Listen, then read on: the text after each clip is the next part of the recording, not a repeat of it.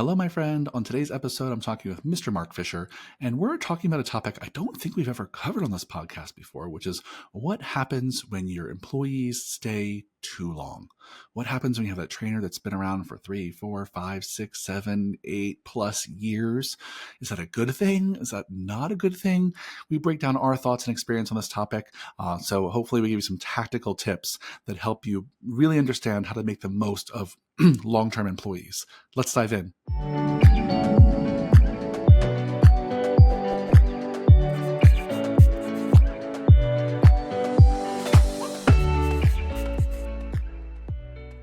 Hello, fitness business nerds. What's up? Welcome to another episode of the Business for Unicorns podcast.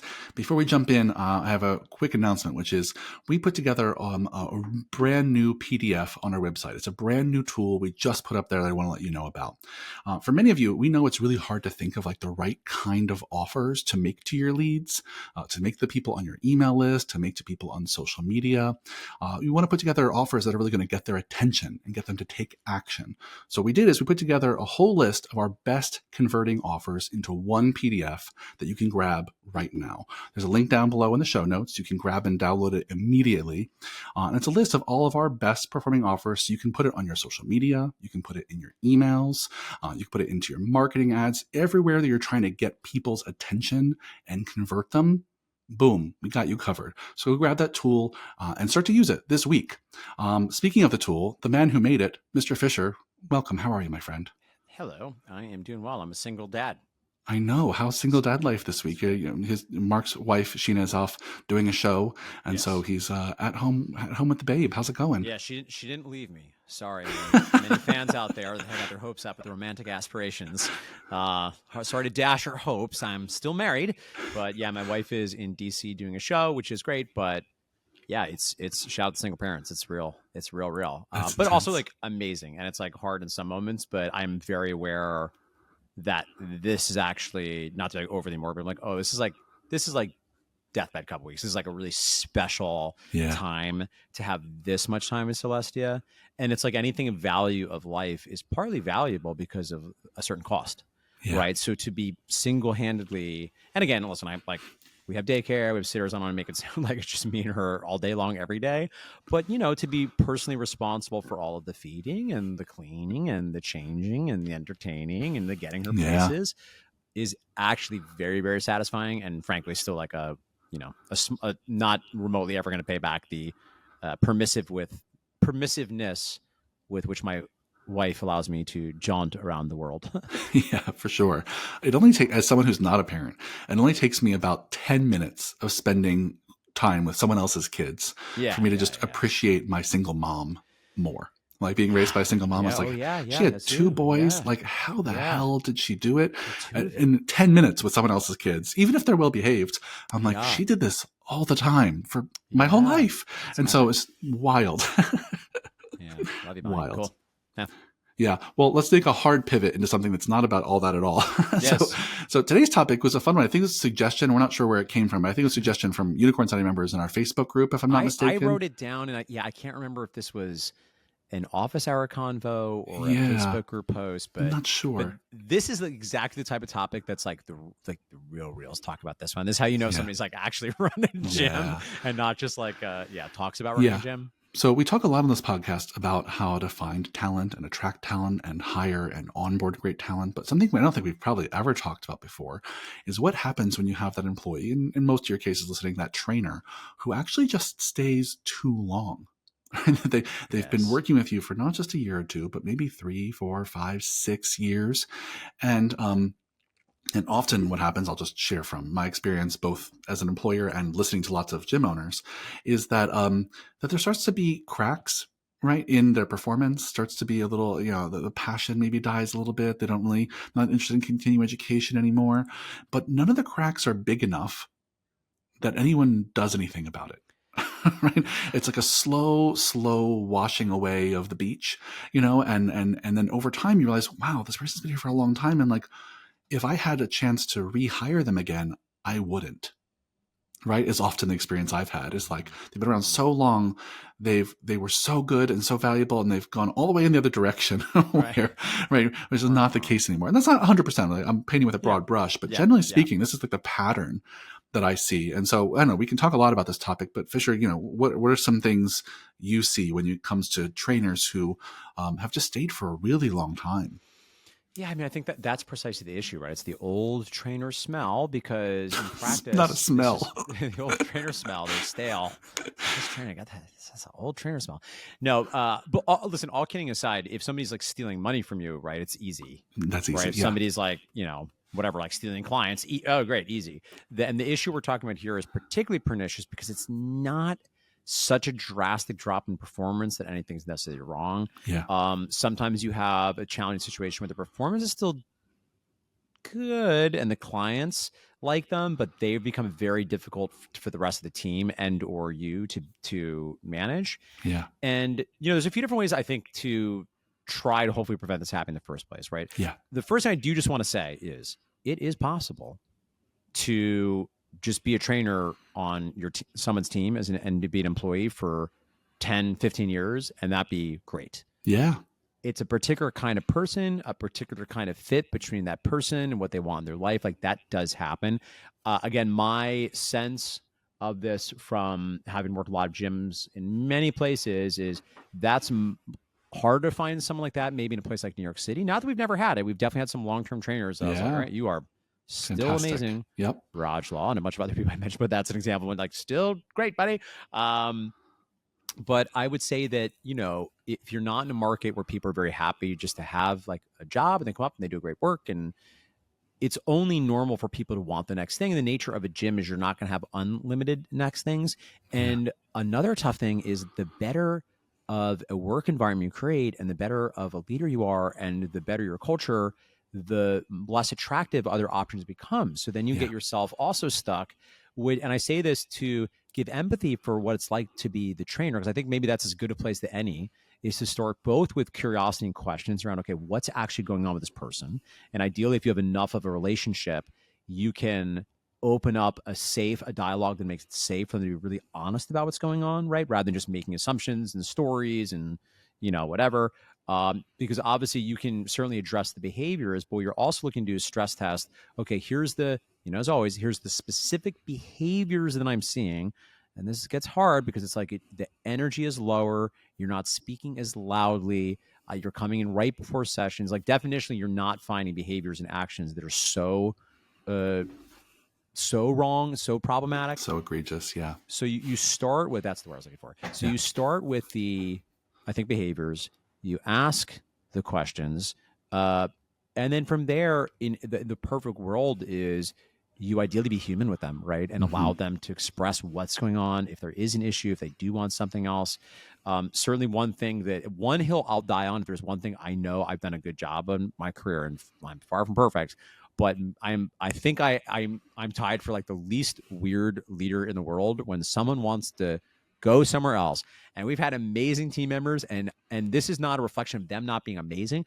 I can't tell you, and we've lost some real killers over the year. I can't tell you a time where I was like, no. I mean, I'm like a little sad sometimes, but it's always like, oh my God, that's so cool. You want to do the next thing? Oh God. And we've also had an incredibly unbelievable run of people always giving us like, 4 to 3 months, 4 weeks to, 3 months notice that this is coming. Yeah. So anyway, I'm sure you have other thoughts to add as well, but that's my initial opening salvo. Certainly we can address a little bit, ideally, how to avoid it before it even happens. Yeah. But those are some thoughts around how you might approach this if you're noticing this is what's going on. Yeah. Yeah. I'll get into those. I just want to continue pulling that one thread, which is, I think, we got to recognize that as a gym, especially if you have a single location, even if you have 2 or 3 locations, you only have so many opportunities to give someone. There's only the ladder to climb in a gym is like more like a step stool. Right? There's like not a big ladder to climb. So if you have people who are real career climbers, real ambitious, have real big goals, they want to keep making more money over time, they want to keep learning, you'll be lucky to get 2, 3, 4 years out of them. Right? And we have to normalize the fact that those kind of people who are really hungry, want to keep growing and learning and getting paid more, we have to normalize the fact that they're going to leave. And you have to, to Mark's point, we've always been excited when people decide they want to leave, because often it's because those people want to move on to something bigger, better, where they can get more money or better healthcare, Yeah. or, Yeah. and like, I'm stoked for that. Right? Go do that. So I think Yeah. one is like making sure that not every person that leaves is like the end of the world for you, and you have a process put in place so that you can anticipate as much as humanly possible, normalize that people can and should move on. I think it's useful. But going back to the people who do stay for a long time and want that like rock solid job and stick around, I think going to, what the question you asked for sure was like, how do you even avoid it in the first place? I think that my very short answer, I'll make the podcast version, is just don't let anything slide. Just because someone's been around for a long Yeah. time, and often I'll speak from my own experience, people have been around the longest at places like MFF are like my friends, like my closest friends in some cases. And it's very easy as you get closer and closer with team members that you just kind of let things slide. Oh, that's just how that person is. Or they're, everyone loves them, so no one cares about that. And the minute you start letting those things slide, they start piling up somewhere. You may not see where they're piling up at first, Mm-hmm. but they're piling up somewhere, and it's going to bite you in the butt.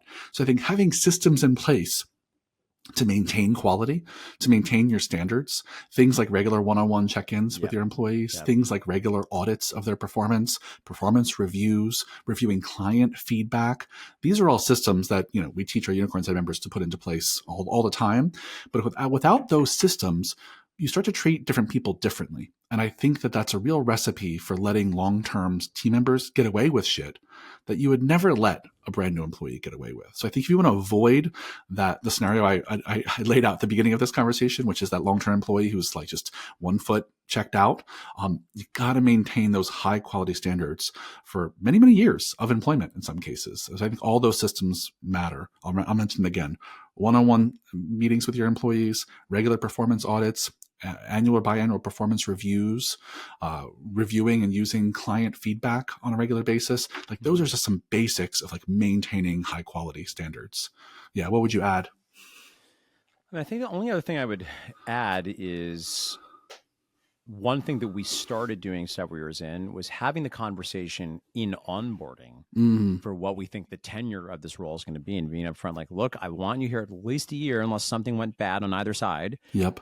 And for most people, 3 years is a pretty good run. And my expectations is about 3 years in, you're going to want to be looking for other things. And the goal of your time here is to make you a more effective professional and a more effective human, and set you up for whatever the next thing is. But I think it's appropriate to acknowledge the nature of this role is it's most of the time not going to be a 15-year tenure, and you can make allowances for. So I think rather than assuming people are going to be around for years and years and having it feel bad if they're not, I think you start with the fact that most of the team, not everybody, right? Not your sous chef, right? There's some people that give some real stability, that are maybe paid more, maybe compensate on the performance of the business, have more responsibility, give you a little bit more freedom, and lift a little bit of your load as the owner. But I think for people that start and have a trajectory that's only going to be, and again, I don't mean this is pejorative, but it's like rank and file or the cook or whatever metaphor you want to use, I think making that okay is important. And again, then it becomes like a happy bonus if they do wind up working out indefinitely, right? The most extreme version of this is obviously our partner, Mr. Pete Dupuy. Yeah, I was going to say, shout out to sign Pete. a 2-year contract, and then they can beg to apply for a third year. And I think that's a great idea. I think that's not going to map for almost any of you. Like, I think you could try it. I think for a lot of you, you're not going to be in the situation where like, which of my many former interns will I hire, right? Yeah. If you have a deep bench of interns or former employees even around, do that play. Yeah, maybe. Sure. Yeah, that sounds magical. And if not, maybe not. Because I think one other thing that I'll acknowledge that is a part of this whole conversation that's just like tough, right, is, first of all, as your business grows, it's just the luck of the draw if you do or do not have the opportunities to that individual, right? Something I've been reflecting on recently, maybe this is a Top Woods Sold podcast, is, hiring Alana Bradley for Alloy and selling Mark Fisher Fitness to Coach Fury and bringing Callum on the Business for Unicorns team. How these people that I've worked with over the past 15 years that went away because we didn't have the right thing or they want something else, we're now getting, it's sort of like the client reactivation. We're getting employee reactivations of like, oh, wow, this is amazing. Our paths are coming together again because now it's the right fit again. Yeah. Because you kind of have to be lucky that that person's particular appetite for growth maps with what your business has available for growth opportunities, and that they have the right skill set. So the classic example of this gone horribly wrong is the ambitious salesperson that wants to grow in their career gets hired to sales manager and then is terrible because they're Yeah. not actually good at the job of managing sales. So they wanted the next thing. And Yeah. that's issue for a lot of gyms too, right? You'll have the trainer that wants the next thing. They're like, I want to be a manager. I want to be a fitness director. I want to be sales, whatever, because they want growth, but they don't always actually have the skill or interest to really be good at actually what that job entails, Yeah. other than they want to make more money, have more challenge. Yeah. And that's a sticky thing too, that there's no perfect algorithm for. That's it. And I think that I'll just continue playing that thread, which is that's the thing that, in small businesses, we can't do the same things they do in large business. So in large businesses, right, often they expect you to kind of be doing the next job you want for a few years before you get promoted into it. In larger businesses, they have like management and training programs. So you start to go through and learn all the things you need to learn to be even qualified to take on the next job you want. Right. And in small business like ours, we often don't have that ability. Yeah. So the way that we get around that is, we often talk about this when it comes to people development, is you start to give your people stretch goals, right? Mm-hmm. You may not have a management program, right? A management training program, or you may not have the ability to ask people to do a job they're not getting paid for. But can you ask them to take on a few projects here or there that stretches them Yep. closer to the skill set they need to Yep. be in the next role? Yeah. We can Yeah. absolutely do that. Delegate some things, bring them into your leadership meetings, right? Help them, get them to help you with your quarterly planning, right? Help involve them in the hiring process. There's all kinds of ways you can kind of bring them under your wing and mentor them to get them ready for that next level. But to Fisher's point, if you don't do that and just throw them into a job that they are not prepared for, not trained for, don't have the skills for, no one's going to benefit from that, Yeah. And we don't always have a choice, right? But I think when we do have the forethought to bring them under our wing and prepare them, even for a few weeks, right, it makes a big difference than just throwing them to the wolves. Oh boy. Yeah. I've done that a lot. We've done it so many times, But right? to my defense, I didn't know how to even do the job I was now hiring them to. I was so figuring out as I went along. Hard to train somebody how to do something when you're not even sure what the job is and you weren't very good at it. But I don't totally kid. I think that actually is true. I think, yes, I'm a little older and hopefully a little weazened now with some more context. But yeah. Well, let's start to wrap this up because I think we've covered a few things already. I mean, how do you summarize some important takeaways for our listeners here, Fisher? Yeah, I mean, I think the first thing I would say is start to normalize that people are not going to be around for forever. Yeah. Right. Make that like an okay thing in your culture where people are okay to talk about it. So it doesn't become this like shameful, bad thing that people feel bad about if someone moves on. Certainly that can start with having a conversation in onboarding and letting people know. Now, I've shared with you what we think, what Pete thinks. You might have a different rubric you use. I think that's fine. But I think having some sense of where people are going is something most employees are going to want to have anyway. And then think certainly, Keir, you had a lot of very good tactical things for how ideally you prevent progress from deteriorating, which was largely like hold to your standards, get clear on the behaviors, don't allow things to slip at all. Because it's also parallel to like a long-term training client, right? The first year, you're really hard, maybe not in the first year, his first few months. And eventually you're like, so did you watch Lost this weekend? Right. Or like Lost, that's a very temporary reference. Yeah. And then all the other structures we talk about, things like one-on-one meetings, helping them with goal setting, giving them educational opportunities to grow towards whatever their career goals, whether they be in or outside of your business. And then if and when you do create an opportunity for them to move up into other roles in your business, make sure that you're clear that they actually have a skill set and interest that matches, that it's not purely a desire for the next thing. And then should you choose to promote them, really make sure you properly train, manage, and hold them accountable for this new position so that you don't move them into a thing and then watch them flounder, unable to help them. I think, is there anything else I missed? You crushed it. Yeah, great summary. I love it. Let's leave it there. Well, hopefully this was valuable to your dear listeners. If you have some team now and you want to think through how to best manage them for the long term, hopefully there's some great pointers in here for you. For those of you who are developing a team, there's some food for thought as you grow your team over time. And don't forget, if you go down in the show notes, there's a link to that PDF we made of all of our best converting offers. So go steal it now and start using it right away. Thanks, Fisher. See you on the next one. Bye.